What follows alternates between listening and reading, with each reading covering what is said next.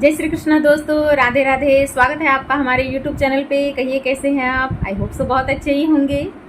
आज मैं आपके लिए एक ऐसी स्टोरी लेकर आई हूँ जिससे कि अगर हम किसी की मदद करते हैं और हमारे साथ वो बुरा भी बर्ताव करता है तो उसकी सज़ा भगवान उसे देते हैं। भगवान पे भरोसा ज़रूर करना चाहिए। आइए बिना देर के इस स्टोरी के माध्यम से समझते हैं कि हमें दूसरों की भलाई करने में कभी भी हिचकिचाना नहीं चाहिए। दोस्तों, अगर आप चैनल पे न्यू हैं तो प्लीज़ चैनल को सब्सक्राइब कर लीजिएगा और वीडियो पसंद आए तो अपने दोस्तों के साथ शेयर जरूर कीजिएगा। और अगर मन हो तो प्लीज़ एक लाइक ज़रूर कर दीजिएगा। कमेंट करके हमें ज़रूर बताइएगा कि आपको कैसा लगा। तो आइए बिना देर किए कहानी को प्रारंभ करते हैं। एक गाँव में एक लड़का था जो सरकारी सर्विस की तैयारी कर रहा था। बहुत दिनों की तैयारी के बाद, बहुत सारे एग्ज़ाम्स क्लियर करने के बाद उसे सरकारी टीचर की जॉब मिल गई।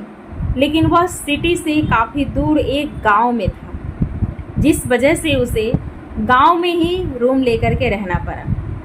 फिर भी जहां उसका रूम था वहां से काफ़ी दूर थी उसकी स्कूल, तो वहां पढ़ाने के लिए जाने में उसे काफ़ी टाइम लग जाता था और वह डेली पैदल जाया आया करता था, जिसमें उसे काफ़ी वक्त लगता था और अपने लिए उसे टाइम नहीं मिल रहा था। काफ़ी समय बाद उसके पास जब बहुत सारे पैसे इकट्ठे हुए तो वह एक बाइक ले लिया ताकि उसे जाने आने में सुविधा हो। लेकिन जब भी वह बाइक से स्कूल के लिए जाता, बच्चों को पढ़ाने के लिए, तो रास्ते में कोई भी व्यक्ति मिलता उसे पैदल चलता हुआ जो उस तरफ जा रहा होता तो उसे वह लिफ्ट दे दिया करता था। वापसी के टाइम में भी उसका यही काम था।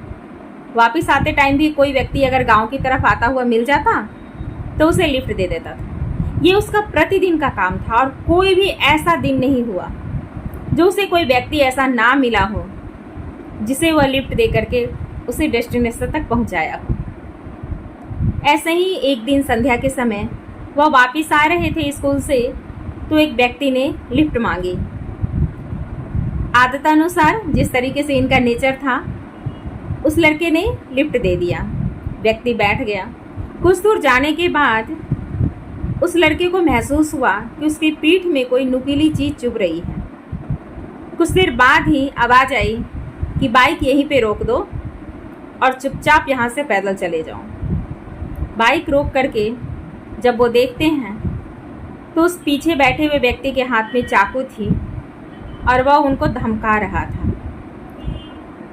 टीचर क्या करता, जान बची तो सब कुछ मिल जाता है, ऐसा सोच करके उन्होंने बाइक उसे सौंप दी और घर की तरफ चले गए। वहाँ से पैदल घर आए।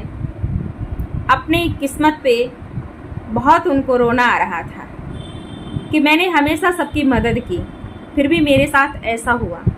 आ करके भगवान को भी बहुत भला बुरा कह दिया कि प्रभु जी, मैंने तो सबकी हमेशा मदद की थी, फिर मेरे साथ ऐसा क्यों हुआ? इतनी मेहनत से मैंने अपनी बाइक ली थी और वो बाइक भी इस तरीके से चोरी हो गया।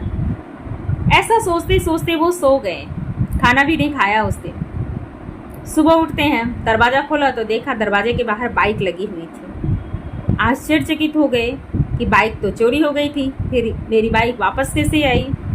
बाइक के पास जाके देखा तो बाइक पे एक चिट्ठी लगी हुई थी। उस चिट्ठी में लिखा हुआ था कि टीचर जी, मुझे माफ़ कर दीजिए, मैं आपकी बाइक लेकर तो गया, लेकिन जिस रास्ते से भी गया वो व्यक्ति मुझसे पूछने लगा कि अरे ये तो मास्टर जी की बाइक है, तुम्हें कहाँ से मिली? कोई भी व्यक्ति ऐसा गांव का नहीं था जिसने मुझे टोका ना हो। मैं तो परेशान हो गया, इसीलिए आपकी बाइक लौटा रहा हूँ और आपसे क्षमा मांग रहा हूँ कि दोबारा ऐसी गलती नहीं होगी। इस कहानी से हमें यही सीख मिलती है कि मदद करने वालों का कहीं ना कहीं भला जरूर होता है। इसीलिए कभी भी किसी की मदद करे तो सच्चे मन से मदद करे, क्योंकि कहीं ना कहीं किसी न किसी रूप में भगवान हमें वहाँ तक जरूर पहुँचा देते हैं जहाँ से हमारा कष्ट दूर हो। मिलते हैं नेक्स्ट वीडियो में, तब तक के लिए जय श्री कृष्णा, राधे राधे।